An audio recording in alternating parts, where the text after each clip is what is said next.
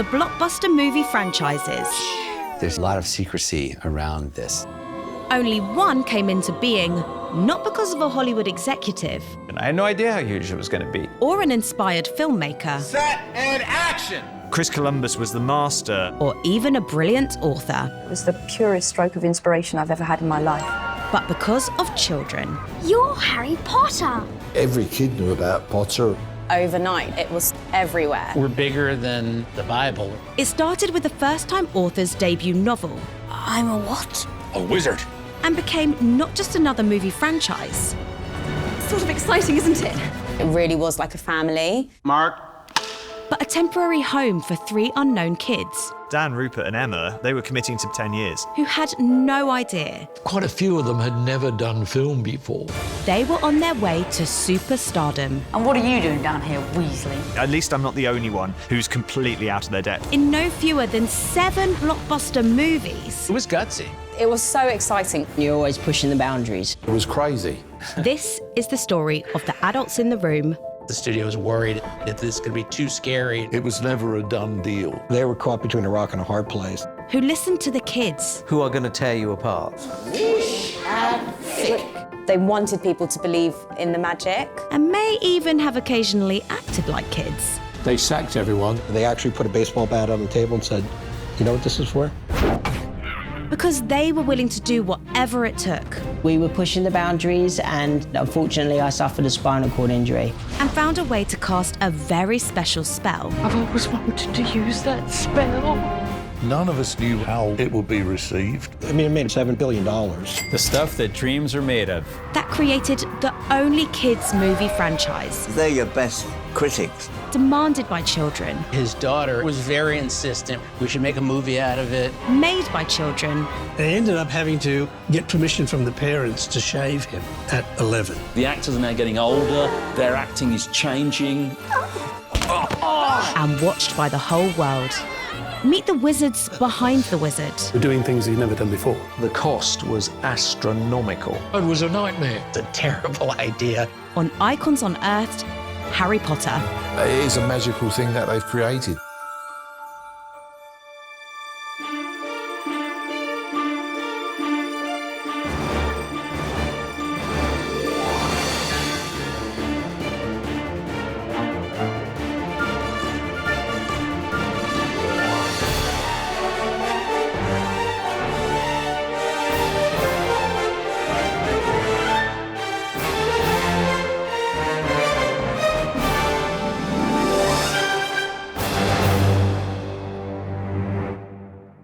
It's Harry Potter.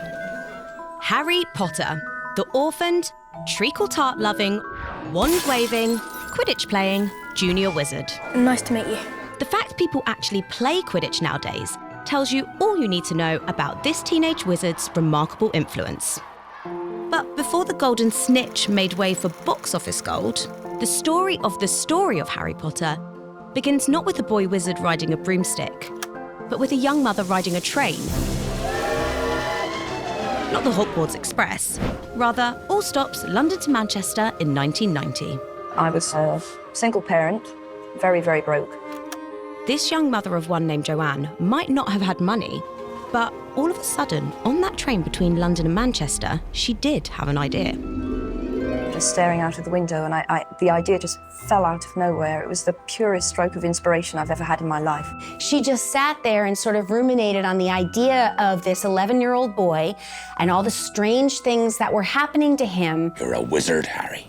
Until he finally finds out that he's actually a wizard and that all of these strange things were part of that. But strange things would soon be happening to Joanne Rowling once she turned her idea into a book. She finished the book. It was turned down by 3 publishers. As it happens, Harry Potter and the Philosopher's Stone was lost on publishers. It was longer than most people wanted children's books to be. But it was one British publisher who saw a little bit of potential in this document, so they paid just a little bit. Bloomsbury, a British publisher, decided to buy the British rights for £2,500. Which to me at that time was a fortune. But the cost to Joanne Rowling was vast. She lost her name. Bloomsbury thought that boys would not be interested in reading a book written by a woman. Joanne Rowling then became J.K. Rowling. It was because trying to hide my gender, definitely. But soon enough, everything would change, because in June 1997, Harry Potter and the Philosopher's Stone hit bookshelves. It was huge, and it did feel overnight that it was sort of everywhere, and everybody had heard about this boy wizard. As children switched from devouring candy to devouring literature, inevitably, it didn't take long until there was film interest. And with it, interested film producers. One of whom was this chap. My title at the time of Harry Potter was President of Production at Warner Brothers. Meaning Bill was a big deal. And soon, he would be attempting to make a big deal with British producer David Heyman. He started Heyday Films, and he had a first-look deal with Warner Brothers. We said, be our guy, go find material in England and Europe. And David Heyman brought Bill a doozy. I hadn't read the book. But he liked what he heard. I just thought it was a good idea. I just loved the story. I loved the story about this young boy. You're the boy who lived. His parents were killed. And then it was a wizard. I can't be a wizard. It was literally a 5-minute conversation. And I said, let's go ahead and buy the book. I told him, don't spend too much money. Because after all, Harry Potter was a hit, but only in Britain. For this wizard to make it across the pond, he'd need American guidance, meaning they wanted control. They wanted to be able to take her characters and do whatever they want with them, not necessarily just do things that are based on the books. And Bill had one more thing. And I also added, make sure we get the merchandising. Nice one, Bill. But J.K. Rowling had powerful negotiators on her side, the British children. Her book's becoming more and more popular, which means she has more leverage. Thanks in part to a small but colourful figure no one in America had heard of. I won the Smarties. That was the one that really boosted sales. Right, Smarties. It was this coloured, candy-covered chocolate that sponsored a major book award. That's voted for entirely by children. So that definitely bumped up the sales. That was the big change in my life. Harry was officially hot, and his creator wasn't going to sell the filming rights to just anyone. The only control you have is to sign the contract with someone you truly believe will make, the right film. Half of Hollywood thought they could do that. She's got Warner Brothers interested. Let's go ahead and buy the book. Along with all the big players, from DreamWorks. Not going to be DreamWorks. But they were dreaming. So how about Disney? Or Disney, as a matter of fact. Can we not put that on there? She's sort of using these to play off each other to kind of get herself a better deal. It was nothing Bill Gerber hadn't seen before. I just was immediately intrigued. But only, of course, if Warner Brothers had control. Joanne Rowling had given up her name, but she wasn't prepared to give up that. She wanted to have control over her characters. You can't make up anything. They have to be based on my books. They have to be faithful. Which is not something that happens all the time with authors. So it seemed that henceforth, it would be J.K. Rowling who was in control. So she made a deal with Warner Brothers. And unlike that first book deal, £2,500. Which to me at that time was a fortune. This time... Don't spend too much money. Well... It was not an expensive deal whatsoever. Low range development fee. It wasn't even hundreds of thousands of dollars. Oh, and as for... Make sure we get the merchandising. Well, Bill got that as well. Nice one, Bill. But as for J.K. Rowling, she also got what she wanted. She would have a say in what characters stay and go, and even casting. So she ended up getting an 18-month option from them on the first 4 books. And as far as J.K. was concerned, the first 4 were just the start. From the start, I'd envisaged it as a 7-book series, which would see him through wizard school and then he'd be a fully qualified wizard at the end of it. The whole thing was going to be renegotiated with the 5th book. Meanwhile, Harry's first book, with sorcerer swapped for philosopher in the title. The Sorcerer's Stone. The what? Finally hit American bookstores in 1998, under the publishing house Scholastic. This book was off the charts. And it certainly seemed that Bill Gerber and Warner Brothers had something big on their hands. In fact, it was bigger than big.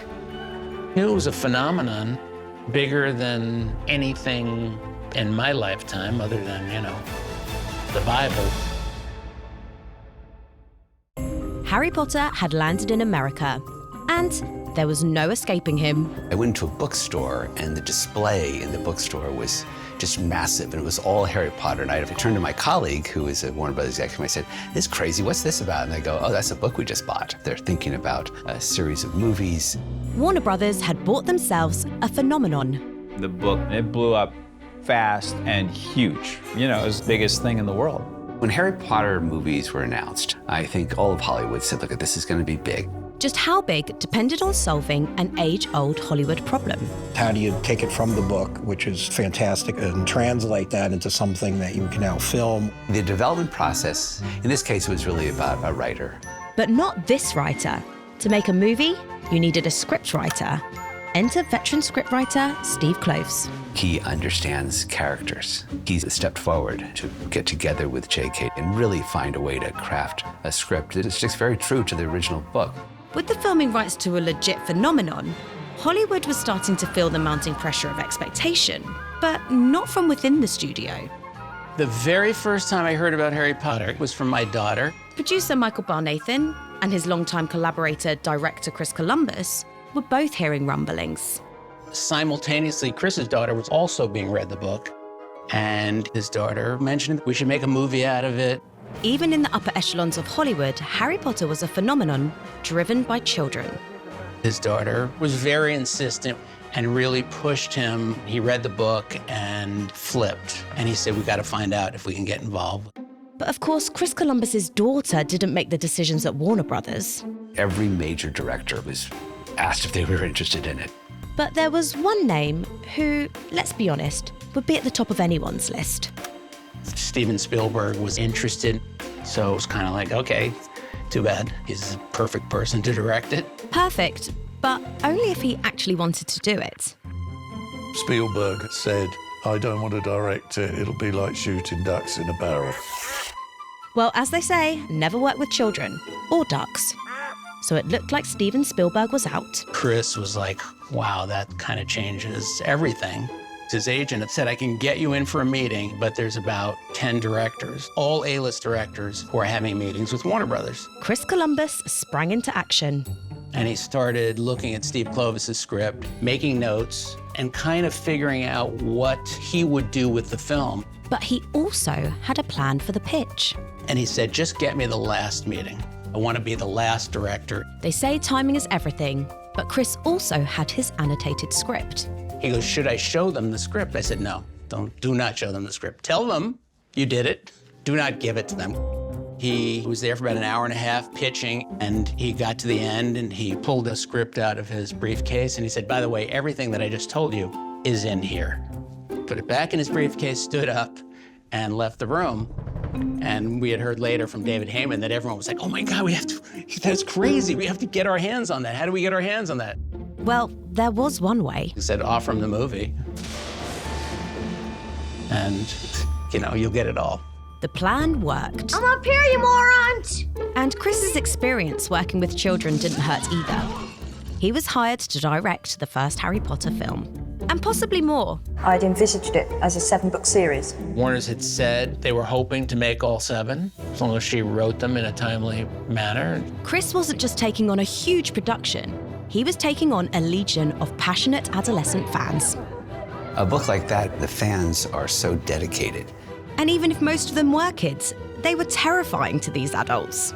If you don't get it right, you're always aware that there's this network of fans who are going to tear you apart. Chris was always thinking about the kids. Having obsessed over this book, he didn't want them to see the movie and go, what is this? And the pressure was only mounting as the legion of fans expanded. In the time of deciding to make the movie and prepping the movie, the book series just continued to grow and grow. In fact, when Chris turned up for work, 3 books were already out and Warner's was playing catch-up.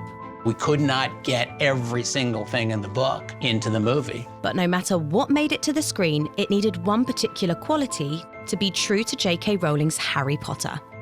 Chris really wanted it to be magical.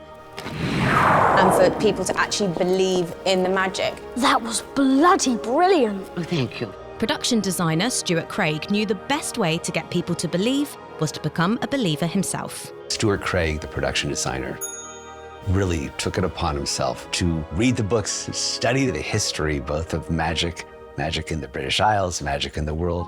Stuart Craig assembled a crack team to create everything, from pointy-eared bankers and talking hats Very difficult. of Harry Potter's world. Welcome to Hogwarts.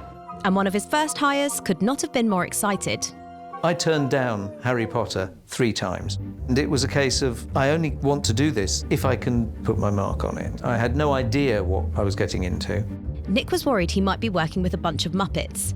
And he was kind of right. Just so you know, we're also talking to Henson's. That's Jim Henson's Creature Shop. Henson's wanted to do various characters. You know, they're saying, well, Henson's want to do the unicorn. I want to do the unicorn. They say you could do the snake. I don't want to do the snake. I want to do the unicorn. And it was going around. Anyway, we arrived at a place where both Henson's and I were happy. And we did get the unicorn. But the challenge of creating the unicorn was nothing compared to the most important decision in the history of the potential Harry Potter franchise. That being casting. To select the characters in the books, one heck of a job. And to make matters even more complicated, She wanted to have control over her characters. J.K. Rowling would need to sign off herself. Jo Rowling really wanted a largely British cast. She wanted the film to have British roots. Especially when it came to the most important decision in the entire franchise. Who would play Harry Potter? Whoever was going to play this kid had to live up to the words on the page. This boy will be famous. It was a massive, massive decision to make. Casting for Harry Potter would be unlike any movie before it. The team on the film understood what the audience was going to want out of this movie. They really wanted Harry and Hermione and Ron to have a relationship that they could connect with. That's the important bit, especially Harry. And it wasn't just one choice they had to get right. They were looking down the barrel of potentially 7 movies. Chris Columbus knew he had to have characters that would be able to go right through the whole 7 films. Kids are the hardest thing to cast. The producers decided they needed to ask the fans. They went to every single school, it feels like, in the UK. Struggling to find just the right cast for Harry Potter, Chris Columbus cast a very wide net. He even asked British schoolchildren. They said, look, if you're a Harry Potter fan and you like acting, write to us, send us a photograph of yourself. Chris Rankin knew he had the right hair, if nothing else. Red hair and a hand-me-down robe. You must be a Weasley. There's only one part, really, a 16-year-old ginger could play. All right, Percy. Percy. Percy Weasley, that is. Ron's older brother. And I thought, why not? What have I got to lose? Gryffindors, follow me, please. Chris was just one of many young, hopeful, red-headed actors. But it wasn't his hair that stood out at the audition with the director. So we did Percy taking the first years to the common room. Password. Caput Draconis. Chris Columbus was reading the other parts. Almost Mrs. Doubtfire-esque voice. Euphigenia Doubtfire. Going, password? I'm going Caput Draconis. Yes. I think the 3rd time through... Password. I went Caput Draconis, and he went, no, the password has changed. The colour must have just drained from my face, but like a light bulb switched in my head. Dumbledore would have told me if the password had changed. And there was this sort of ripple of laughter from behind the camera. And yeah, 2 days later they rang and went, yeah, you got the part. As for the young actor who'd play the main Weasley, Ron? I'm Ron, by the way. Ron Weasley. Well, he was a natural, redhead, and talent. Rupert, I think, was one of the most natural actors I've ever seen. He was just a kid who walked on, became Ron. Anything off the trolley, dears? No, thanks. I'm all set. He was the most comfortable of them all. He was just a funny kid. You've got dirt on your nose, by the way. Did you know? Just there. 10-year-old Emma Watson, I'm Hermione Granger. picked for Hermione, was the youngest of the 3. The more serious one out of the lot. And seemed to have her character ready-made. You're saying it wrong. It's Leviosa. You know, really good student, very focused on school. Kids weren't just being cast, some were doing the casting. When my kids said, you know, they're making a film of this, Dad, they said, you should get your agent onto it. So I said, all right, okay. And I said, which part? Hoping they would say Snape. He was the cool, suave, sinister character. I thought, yeah, that's me. Clearly. They said in unison, no, Dad, you're a filch. Show yourself. And indeed he was. Come on, make way. After some advice from his daughter, helped him clinch the role. My daughter decided I should play it like that, you know. I auditioned for Chris Columbus. There was one line, taking the kids out to the Forbidden Forest. Got to have your wits about you. One of the kids says, there's werewolves in there. There's more than werewolves in those trees, lad. You can be sure of that. And my daughter said, no, it's not that, it's that. You can be sure of that. Chris Columbus laughed, and other people in the room laughed just at that one word, nighty-night. I'm convinced that got me the gig. Our caretaker, Mr. Filch. But Warner's still hadn't found their Harry. Chris had told the studio, I'm not starting until we get the right kid. So while Chris Columbus struggled to find his Harry, he had no troubles casting other roles from the ranks of British acting royalty. From Dame Maggie Smith, Professor Dumbledore would like to say a few words. Richard Harris, and Alan Rickman. Oh, that's Professor Snape. To Robbie Coltrane as Hagrid the Giant. Keeper of keys and grounds at Hogwarts. Production designers discovered the casting of Robbie Coltrane as Hagrid had given them a big problem. How do you make Robbie Coltrane 8 feet tall? Well, here's how. Why don't we just get the biggest bloke we can get, put him on stilts, and turn him into a scaled-up version of Robbie Coltrane? Half your cast is under 4 feet tall. If you just had the lower half for half your shots, and there's no visual effects, it's all just practical. No one could deny that sounded very practical. Let's go. But if there was one thing Harry Potter needed, it was visual effects. We wanted to do as much as we could in the UK, but at the time, the UK visual effects business just wasn't big enough to handle that scale that was needed. Producers found their man in the US. So they were the ones who kind of came to me and said, would you be interested? Robert was used to dealing with Titanic visual effects briefs. I'm flying. And I had done Apollo 13 and Titanic. But even compared to Titanic, what Harry Potter needed in visual effects was truly Titanic. Harry Potter, that might have 1,500 visual effects shots. So many, it was easy to lose count. My memory of it was like 1,700, which was outrageous. Like, you know, Jurassic Park was 60. There's a dinosaur. Apollo 13 was, I think, 150 shots.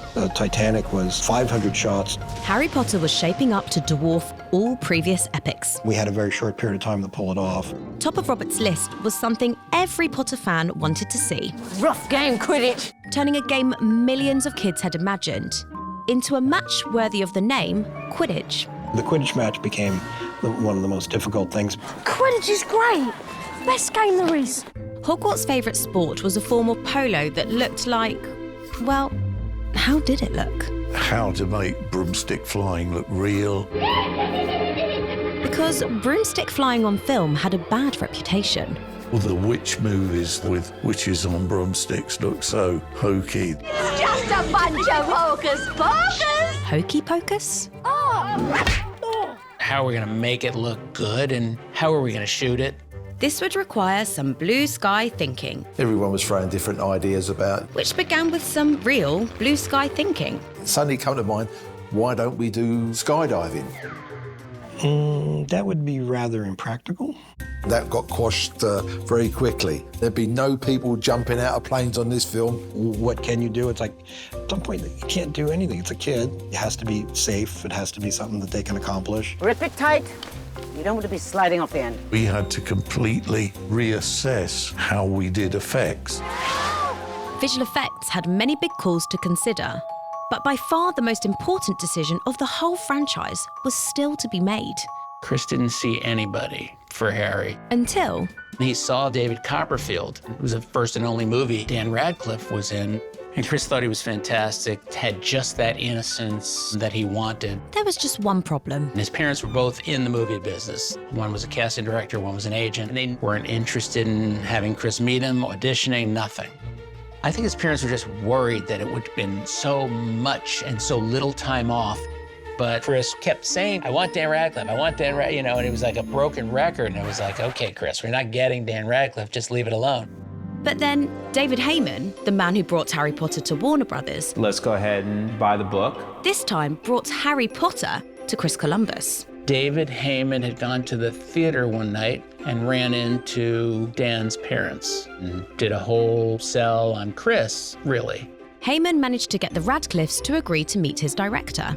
Yes! The door was opening. Chris talked about working with kids and how he worked with kids. And these must be the cherubs. That he would never push anybody to do something they were uncomfortable with, and they have to be treated very specially, which Chris has always been great with kids. They agreed to let Dan do the movie. And action. That's a dragon egg. What is it? That's what that is. What is that? Dragon egg. A screen test proved all 11-year-old Daniel needed was a pair of round glasses, and he would be studiously perfect. Chris Columbus's casting mission was accomplished. They found kids who pretty much already were the characters they were going to play. And even though the pint-sized professionals were now working for Warner's, We also knew that we were going to have sometimes 30 to 100 kids. in reality, the filmmakers would be working for them. They were going to need schools, cafeterias, they were going to need places to rest. Warner's had never seen a production so big for so many little people. I don't think there was that much stage space available. Begging the question, where would they shoot the movie? So much of this has to be custom designed for the specific needs of this unique movie. It kind of made more sense to try and create it ourselves. Behold Leavesden Studios, formerly a factory, now the home of a brand new franchise. When we first saw it, it was like, wow, this is where we're going to build everything? Okay. It was a dump at the time. The Leavesden was the bare bones of a building. Used to be an aircraft factory in World War II. Couldn't believe that we were actually shooting in this hellhole. It was diabolical. It was so run down. Leavesden was awful. The windows let the wind in. There was leaks, there was no heating. We had to wear thermal jackets on set. The suffering began immediately when production started filming the smallest but most important castle in the UK. The 24th scale miniature. Which got off to a shaky start. Every now and then there was a shake on the camera and no one could actually sort of understand why that was. After a few days, we realised that the Leavesden Studios was built over the main London Euston train line.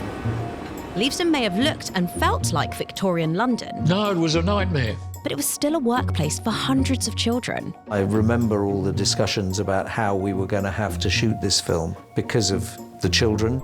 And Warners were careful to make sure Harry Potter didn't turn into a Dickensian epic for kids. By law, they only had a few hours a day they were allowed to work. But Warner still had to keep things moving with industrial efficiency. The answer was, partly at least, me.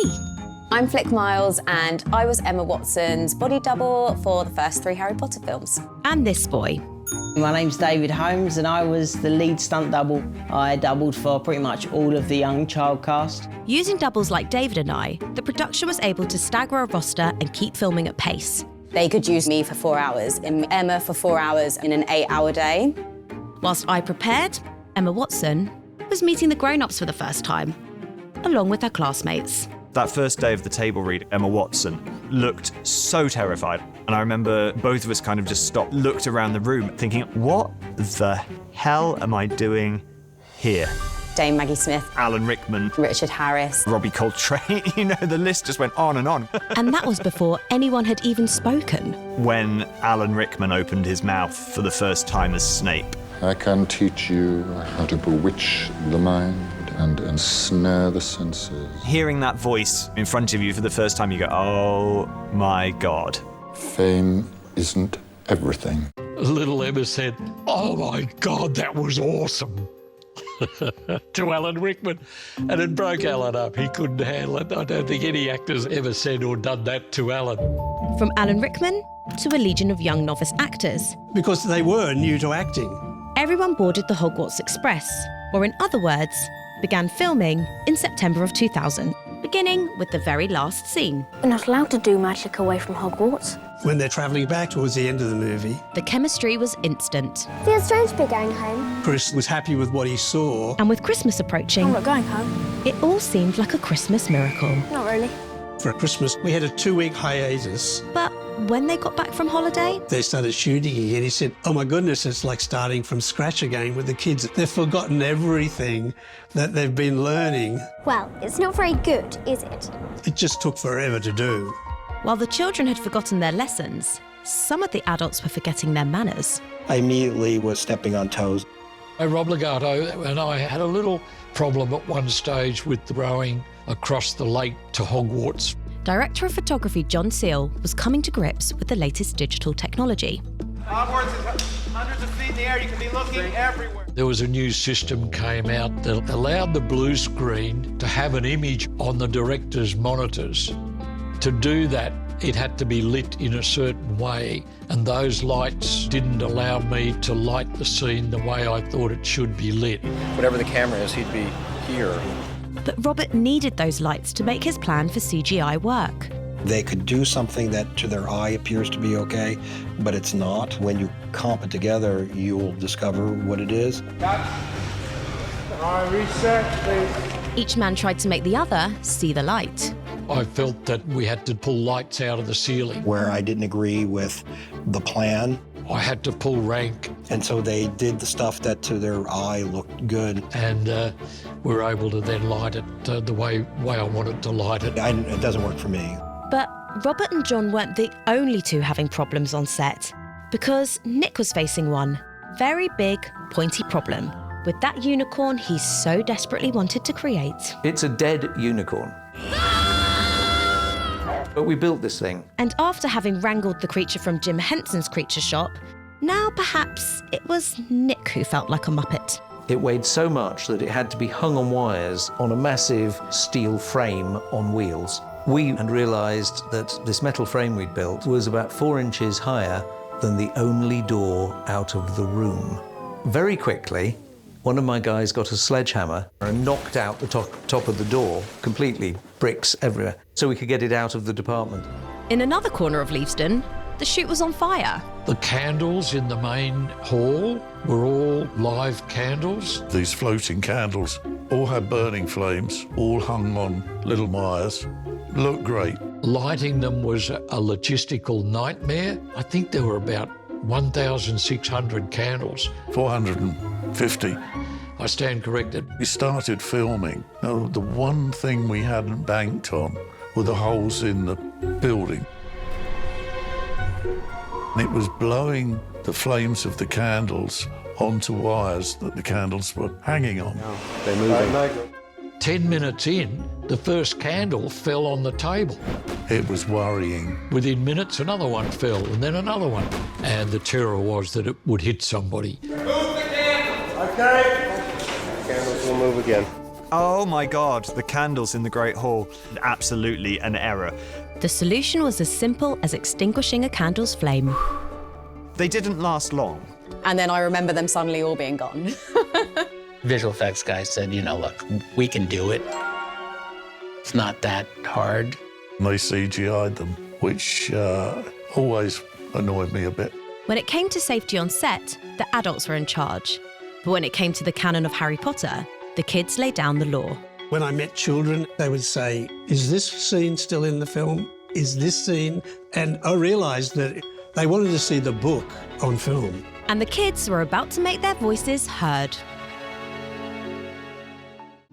Harry Potter may have sold more books than the Bible, but for the kids, these books basically were the Bible. And for these dedicated followers, there was no artistic interpretation allowed. Chris loved having kids come to the set. Susan Bones. His daughter, Eleanor, was at school in London, and they would have class trips come to the set. And they came one day and they see this set here, and they're all like, what's that? And Chris was like, well, that's the Potter Cottage. And they were like, Potter Cottage? There's no Potter Cottage in the book. Chris explained that there was something that Joe Rowling had written that took place in the Potter Cottage and ended up cutting it out of the book. And the kids all thought this was a terrible idea. The children had spoken. Why would you do this? And Chris was really disturbed by it, thought about it all night, came in the next morning and said, I don't think we should do the same. Kids on set were ready to police every detail, right down to the makeup. I was there on set with my son. We were shooting, the first time you see his scar. Joe, my son, started pulling on me. I said, what? I said, shh, what?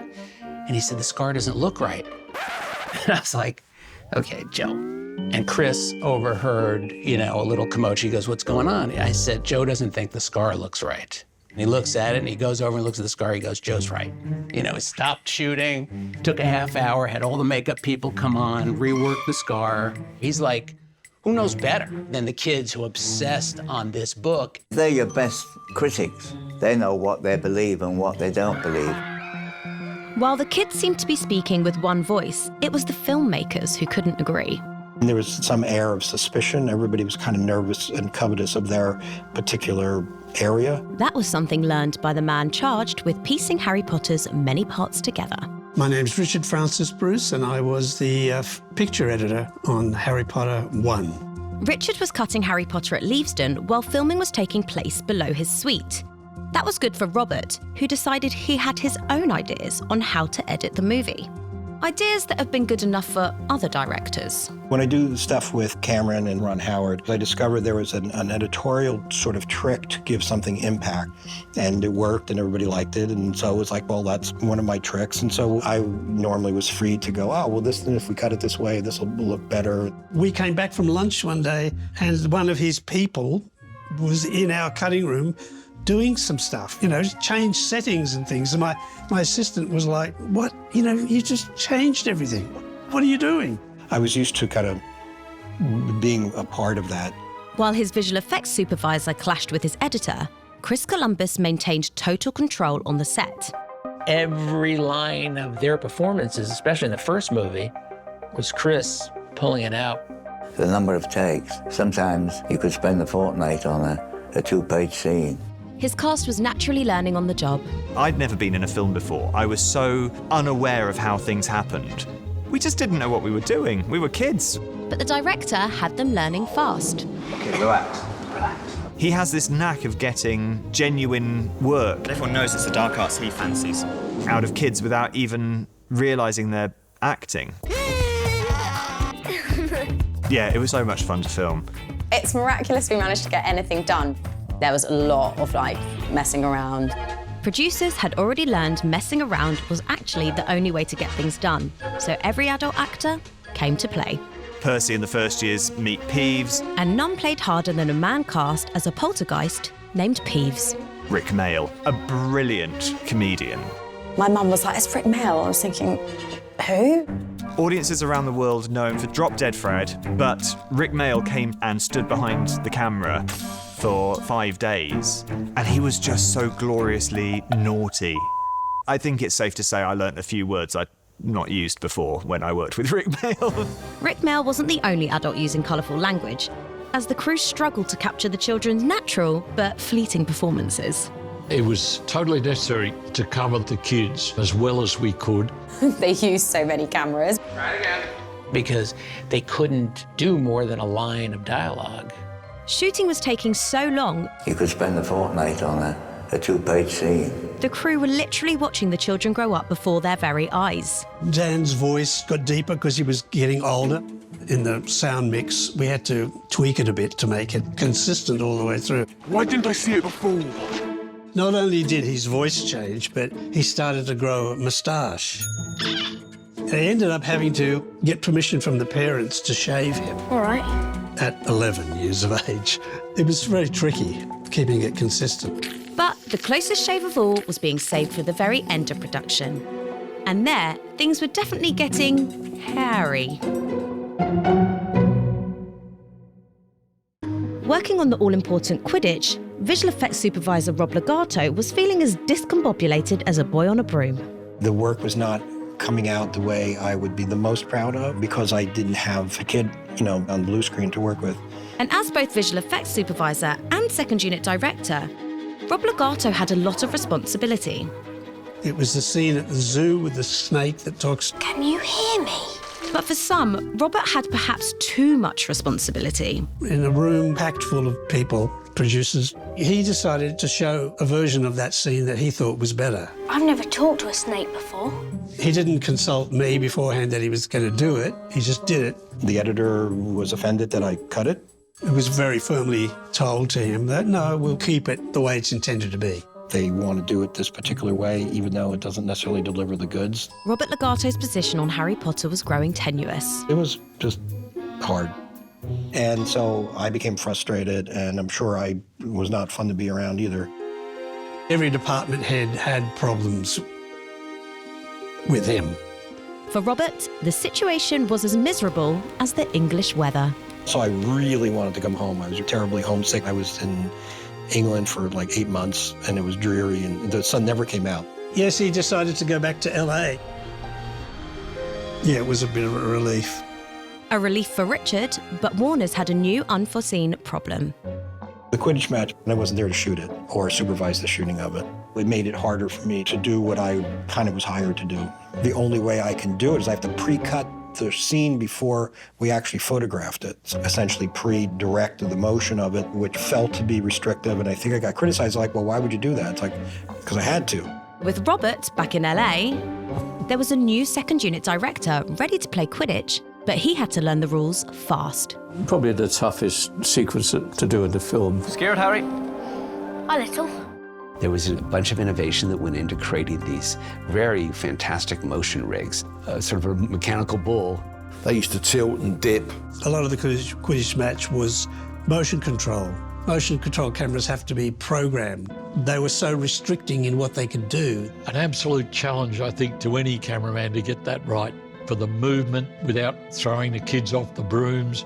The dangers, choreographing it, very tough at times. And Warner Brothers were like, well, how come we're doing it this way? It's like, I had to produce this stuff in advance so that we can make the release date, and that was the only way I can accomplish it. I don't like this at all. Where are we? Production was in the home stretch, and now it was just a matter of moving the final pieces into place. It's chessboard. We felt it was such a classic scene in the book. We really wanted to replicate that. We're going to play our way across the run. The set was absolutely incredible. So much of what you see is actually there.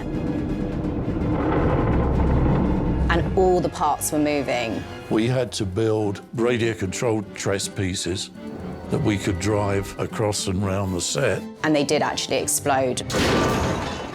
Us having to dark, it was, like filming like a war scene. I used very, very high pressure air to blast pieces apart. But the real battle was happening over in LA, where Robert was about to go to war with Warner's over his behind-schedule visual effects.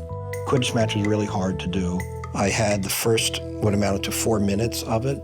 4 minutes of Quidditch was good, but what it cost to make was another matter. It was not really budgeted correctly. We budgeted at like $9 million. They put in the budget $4 million. I was like, well, you're over budget. It's like, no, you just misbudgeted. Now it was a simple case of you do the maths. It can't come down because it costs what it costs to do it. Or rather, redo the maths. And to do a 1,700 shot movie. 10 times 1,700 equals? It's a guess. Well, a lot more than Warner Brothers was happy to pay. Now it's all my fault. And with a release date looming, time and money were now a problem. If I stop working on it to try to come up with something back to $4 million, you won't make the release date. And some executive stood up and said, are you out of your mind? You'll lose your job if we don't make the release date. It's like, I don't think my job is the one you're worried about.